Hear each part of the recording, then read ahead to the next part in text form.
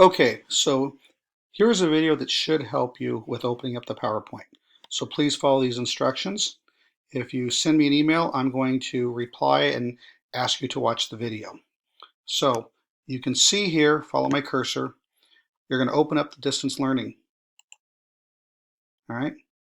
Now, what you're going to want to do is open up Unit 1, Intro to Economics. And you're going to see that I have a Unit 1 resources folder. Open that up. You can now see the PowerPoints. All right, so what I want you to do is open up the welcome and intro PowerPoint. So open that. Okay. Now, what's going to happen is, and this is where you have to follow the instructions very closely. What's going to happen is you have to scroll all the way down to the bottom, and you're going to see the PowerPoint at the bottom.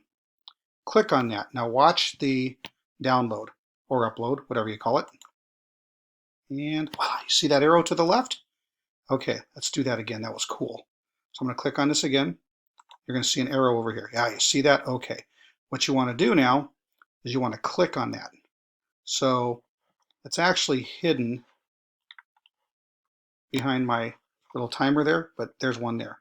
So click on the welcome and PowerPoint and watch what happens. It just opened up the PowerPoint.